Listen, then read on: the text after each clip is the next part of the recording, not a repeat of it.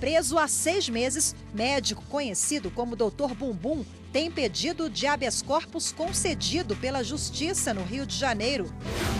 Fake news atrapalham o trabalho dos bombeiros em Brumadinho. Autoridades divulgam nota desmentindo notícias falsas e pedem que chequem as informações antes de compartilhar nas redes sociais. Salários atrasados, serviços essenciais prejudicados. Caso o cidadão se entenda prejudicado com isso, ele procura o judiciário dizendo, olha, esse tipo de contrato não poderia ter sido suspenso. A importância dos laudos feitos por engenheiros em todas as obras. Toda obra de construção precisa de engenheiro licenciado pelos órgãos competentes. Junto com uma equipe técnica, o profissional comprova que a construção tem segurança. E na série Como Funciona a Justiça, você vai entender por que o STF é considerado o guardião da Constituição. A instância mais alta do Poder Judiciário, porque está acima de todas as outras, e extrema porque fala por último, fala por derradeiro.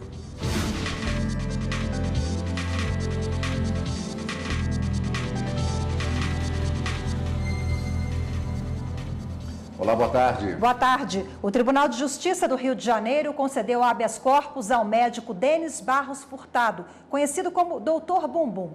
Ele estava preso há 6 meses, acusado de homicídio doloso. Vamos ao vivo agora falar com a repórter Evne Araújo, que tem mais informações sobre esse caso. Oi, Evne, boa tarde para você. O médico, então, já foi solto?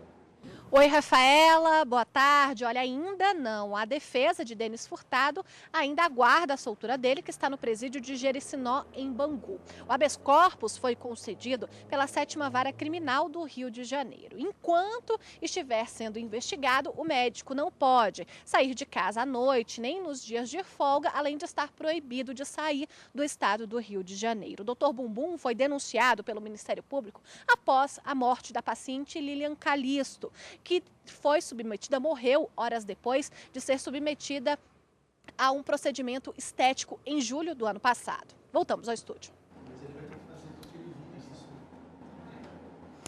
Fake news, a tragédia em Brumadinho. Esses fake news envolvendo a tragédia lá em Minas Gerais, elas prejudicam e muito o trabalho de resgate, de ajuda às vítimas, né, Cadu? É verdade. A Defesa Civil, a Polícia Rodoviária Federal e a Agência Brasileira de Inteligência estão denunciando as notícias falsas, Rafaela, e pedindo para as pessoas checarem as informações antes de compartilhar nas redes sociais.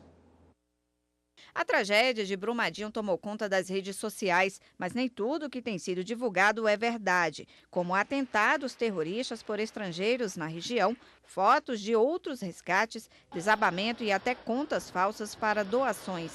Espalhar notícias falsas prejudica a ajuda às vítimas e tira o foco do que realmente é necessário. Nós tivemos também algumas pessoas abrindo contas paralelas, particulares, se aproveitando desse momento que as pessoas estão suscetíveis à doação para arrecadar em bem próprio e não em bem daqueles que realmente necessitam doações, dinheiro, e inclusive tivemos a prisão de uma estelionatária aí nos últimos dias.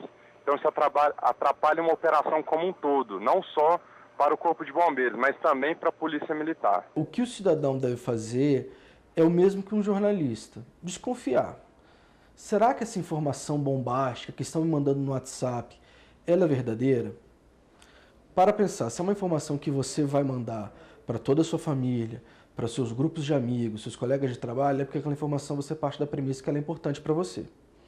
Se ela é tão importante para você, vale tirar 30 segundos do seu tempo para fazer uma verificação mínima. A Defesa Civil de Minas Gerais divulgou um vídeo alertando sobre as contas falsas e que não há necessidade mais de enviar doações. A Polícia Rodoviária Federal e a Agência Brasileira de Inteligência também divulgaram nota desmentindo as informações. Apesar dos crimes digitais não ter lei específica, eles podem ser punidos com base nas diversas áreas do direito, como civil, criminal e empresarial. E quando se trata de calamidade pública, como é o caso de Brumadinho e Mariana em 2015, o juiz pode considerar a proporção da tragédia na hora de estipular a pena.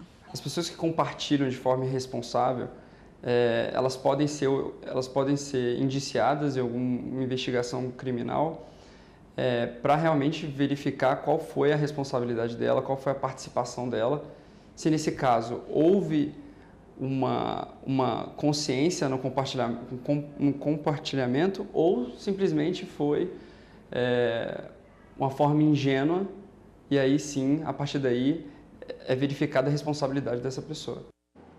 A Justiça determinou buscas e apreensões em endereços ligados à construtora OAS. O pedido foi feito pela Força-Tarefa da Operação Lava Jato do Ministério Público Federal em São Paulo. A operação intitulada Pedra no Caminho, deflagrada no ano passado, é um desdobramento da Operação Lava Jato em São Paulo, que investiga crimes de corrupção, organização criminosa, fraude à licitação, crime contra a ordem econômica e desvio de verbas públicas na construção do trecho norte do Rodoanel Mário Covas. Já resultou em uma ação penal contra 14 acusados, todos funcionários de construtoras e servidores da Dersa. Nessa segunda fase, as buscas e apreensões estão sendo feitas pela Polícia Federal em 4 endereços ligados à construtora OAS em Salvador, Santana do Parnaíba, em São Paulo, e na capital paulista. A procura agora é por documentos e outras provas eventualmente existentes que confirmem o que foi apurado nos depoimentos.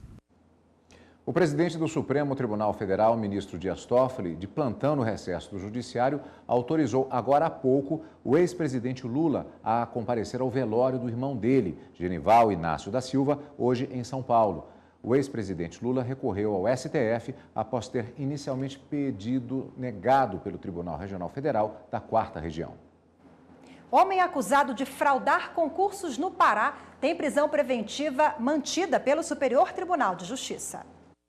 Após sentença de condenação pelas fraudes, a defesa do homem entrou com reclamação no STJ, alegando que a Justiça Federal no Pará desrespeitou uma decisão do próprio STJ, relativa a pedido de habeas corpus do acusado, que teve trânsito em julgado em 2017 e afastou a causa de aumento de pena.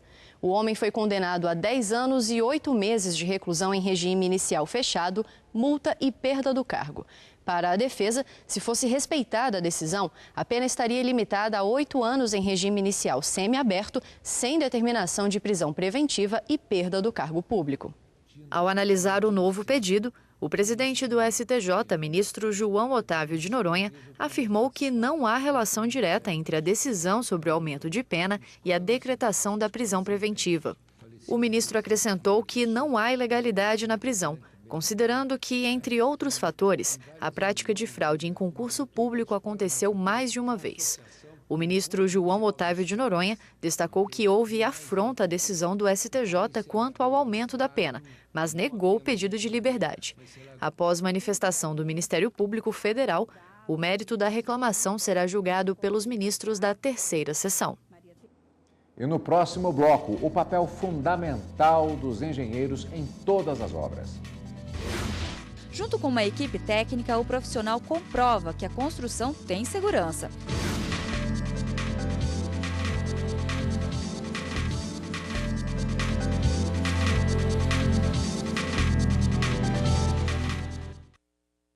Salários de servidores atrasados, serviços essenciais prejudicados.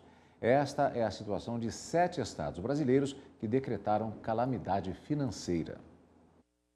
A calamidade financeira é o que vem acontecendo em vários estados brasileiros nos últimos anos por causa da crise econômica. De acordo com especialistas, a queda da arrecadação e aumentos dos gastos, principalmente previdenciários, são os principais fatores para o desequilíbrio fiscal.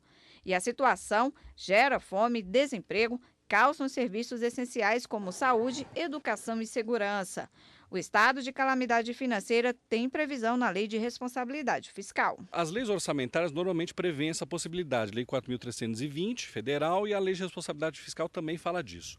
Então, quando acontece isso, o governador, por exemplo, faz o decreto. E depois a Assembleia Legislativa fiscaliza se está tudo sendo feito diante das leis orçamentárias e depois, posteriormente, o TCE pode também fazer da mesma forma. Mas ele vai criar mecanismos para evitar esse problema, esse rombo que está sendo construído diante das contas. O pedido de socorro é antigo. Rio de Janeiro, Rio Grande do Sul e Minas Gerais decretaram calamidade financeira em 2016 para tentar o equilíbrio fiscal.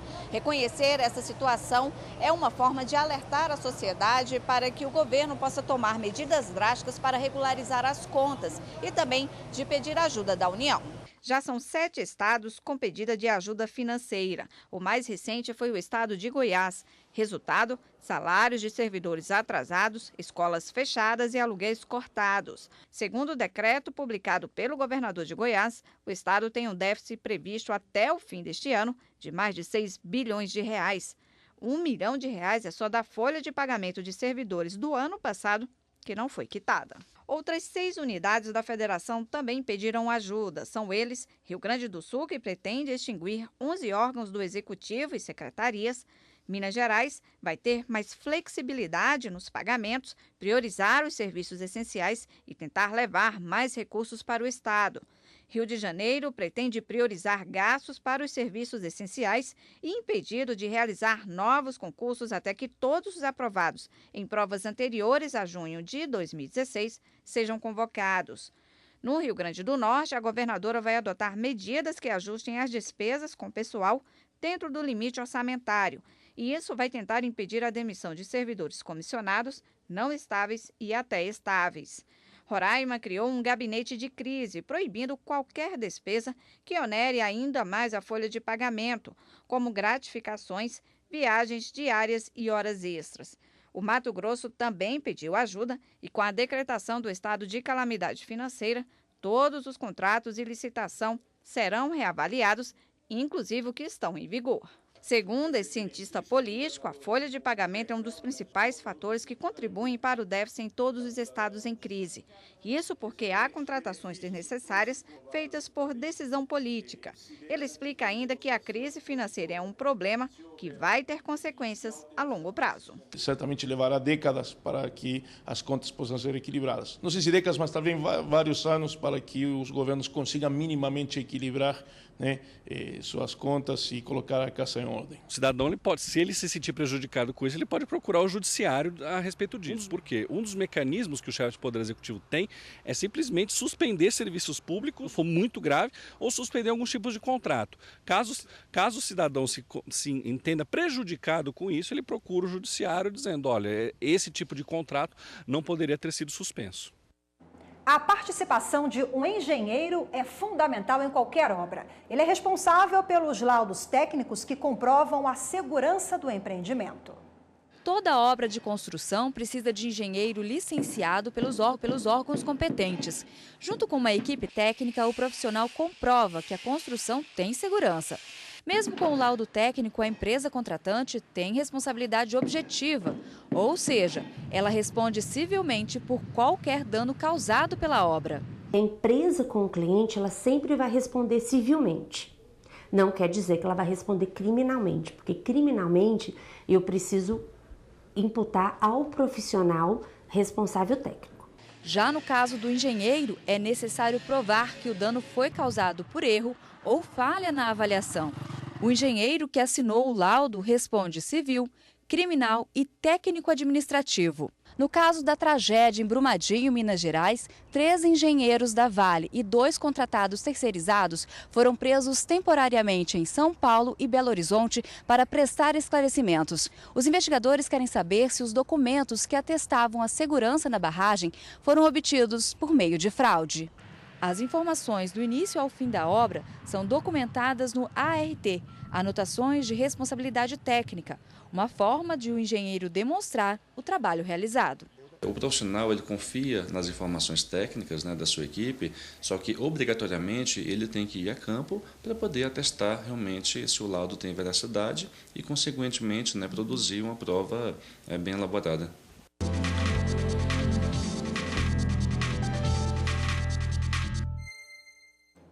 para falar mais sobre esse assunto, a gente conversa agora aqui no estúdio com o advogado Nelson Buganza. Boa tarde, obrigado pela participação.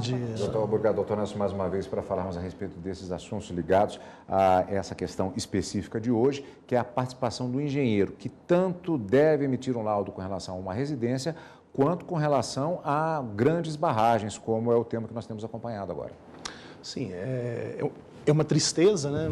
Nós temos que nos compadecer com essa situação, que realmente há 3 anos atrás estivemos aqui e a história se repete novamente. A participação dos engenheiros é fundamental e eles devem realizar o laudo porque eles concorrem também no caso de dano, a culpa também será partilhada solidariamente com esse engenheiro. Doutor Buganza, por que é tão difícil monitorar e fiscalizar barragens no Brasil? Olha, nós temos que ter, primeiro em mente, as estatísticas, né? Olha, o país é grande. Nós temos em torno de 24 mil, mais de 24 mil barragens. Importante destacar. Dessas, vejam só, 3.386 há algum risco de dano. Vejam só. Vamos pegar só o caso da Vale. A Vale possui 204 barragens, todas elas de alto escalonamento, ou seja, barragens ultrapassadas, que já detêm algum risco de uma forma ou de outra. Uma chuva, ou seja, a Vale precisa, digamos, eu diria até uma expressão que ela precisa se atualizar. Mas ela anunciou ontem, o diretor-presidente, que pretende acabar com essas 204, mas demorou. E quantas tragédias nós teremos que passar mais para que isso ocorresse? Agora, doutor, estamos falando, o tema atual é em relação à questão das barragens, que é extremamente importante. Mas nós temos queda de prédio, queda de viaduto. Há uma cultura de não fiscalização ou há uma incorreção técnica na hora de fazer essas construções no Brasil? Olha, a primeira colocação sua, com certeza, é a que vai de encontro ao problema. Nós não temos uma fiscalização precisa, uma fiscalização correta. Basta lembrar que quantos fiscais possuem as agências? Olha, nós temos a ANEEL, a Agência Nacional de Mineração, recentemente criada, era o antigo DMPM, e nós temos também uma outra agência que é a ANA. Olha, só essas 3 agências, elas têm responsabilidade por cerca de 796 barragens. Quantas foram fiscalizadas o ano passado? Eles só possuem 40 fiscais. Não dá, é humanamente impossível. Humanamente impossível. E todas com 30 anos em média de construção. E todas com 30 anos ou mais de construção. Ora, nós não temos... realmente é a falência do material humano no serviço público. Estamos vivendo essa situação. E até quando vamos pagar esse preço? Mas fico alerta para mudar esse cenário, o senhor acredita agora, bons ventos? Olha, se não mudarmos isso, o país vai acabar, pelo menos Minas Gerais. Eu só queria colocar um dado que é importante. Só Nova Lima fica na Grande Belo Horizonte, é uma grande cidade da Grande Belo Horizonte, são 18 barragens. Ouro Preto, que é considerado patrimônio mundial da humanidade, nós temos 14 barragens em Ouro Preto, barragens de rejeitos. Aqui, vizinho, Paracatu, nós temos uma barragem também com problemas, com possibilidade de dano emergente. Ou seja, até quando nós vamos permitir esse tipo de situação? Uma fiscalização deficiente, uma situação que não funciona, empresas grandes que têm condição. A Vale é uma empresa mundialmente, é uma empresa transnacional. Nós chamamos de empresa transnacional. É uma empresa com atuação em diversos países do mundo. Que fica o alerta aí para a gente mudar esse cenário, né? Nelson Buganza, obrigada mais uma vez pela participação. Eu é que agradeço. Muito obrigado. E a seguir, na série Como Funciona a Justiça, o guardião da Constituição. Depois desses 30 anos de aplicação da Constituição de 1988, é possível concluir que o Supremo está assoberbado, não é, de processos.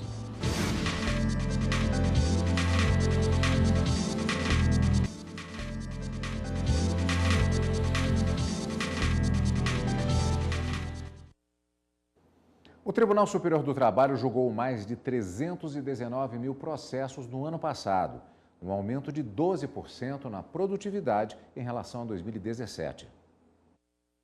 Os dados foram divulgados pela Coordenadoria de Estatística e Pesquisa do Tribunal Superior do Trabalho no relatório de movimentação processual do TST.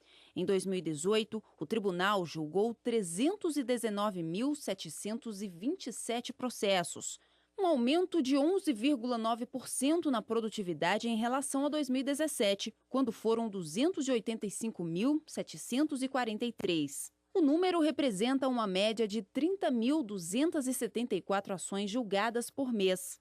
Dos processos julgados no ano passado pelas 8 turmas do tribunal, 63,3% foram agravos de instrumento em recurso de revista, somando mais de 200 mil.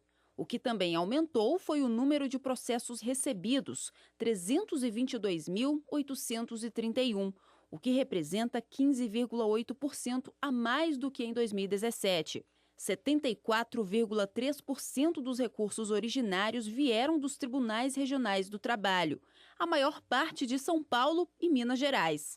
Entre os temas mais frequentes nos processos que chegam ao TST estão a arguição de nulidade por negativa de prestação jurisdicional, horas extras, intervalo intrajornada e indenização por dano moral. Os resultados apresentados no relatório também demonstraram o cumprimento pelo TST em mais de 90% em todas as metas estipuladas pelo Conselho Nacional de Justiça.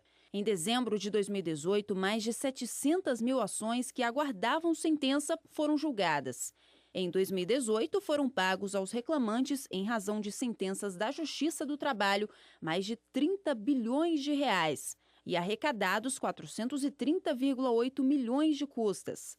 Para o presidente do TST, ministro Brito Pereira, a Justiça do Trabalho contribui em grande medida para o custeio da Previdência Social. Os dados completos do relatório de movimentação processual do TST estão disponíveis na página do TST na internet, www.tst.jus.br. O Supremo Tribunal Federal é a corte máxima do Poder Judiciário brasileiro, composto por 11 ministros. E como guardião da Constituição, tem como papel principal proteger os direitos fundamentais. O STF é o tema da reportagem especial de hoje sobre como funciona a justiça.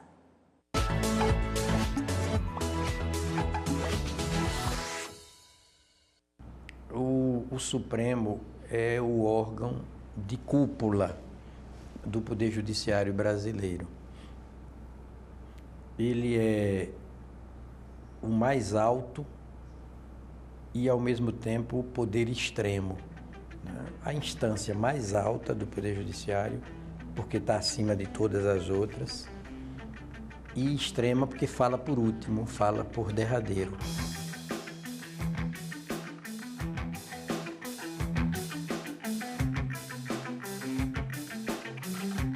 Estamos no plenário do Supremo Tribunal Federal. É aqui que, semanalmente, os 11 ministros que compõem a Suprema Corte se reúnem para decidir questões importantes. E você aí de casa já deve ter visto alguma dessas decisões e deve se perguntar, mas como é que esses casos chegam até os ministros do Supremo? E a gente vai saber sobre isso agora com o doutor Alexandre Freire, ele é assessor aqui da presidência do STF.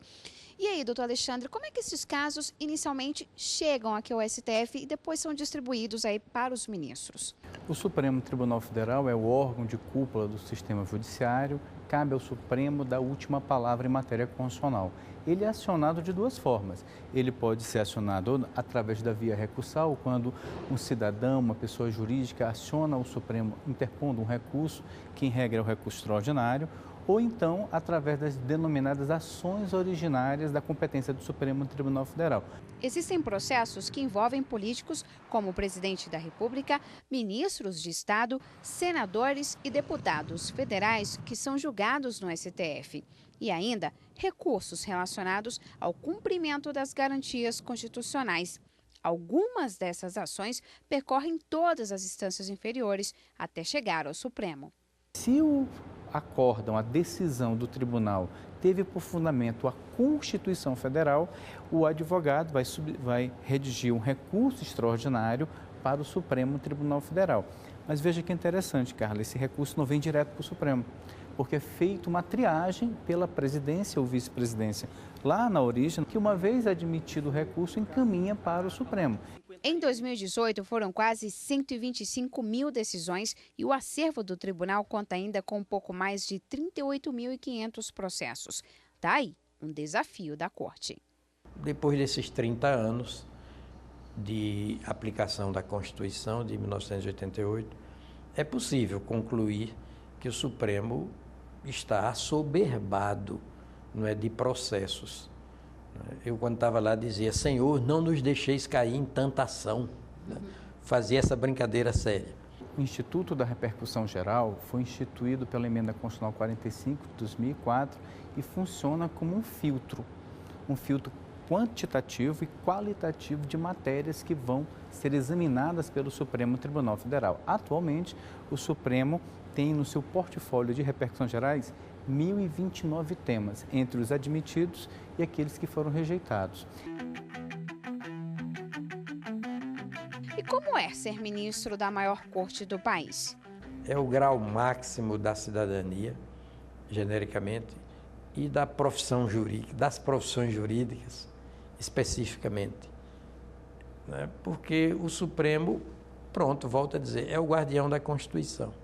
Terminamos a matéria com um desafio para o também poeta Aires Brito. Há como definir o Supremo em versos? Ah, sim. Eu nunca fiz versos para definir o Supremo. Confesso que nunca fiz, não. Fica esse desafio aí de definir em versos o Supremo.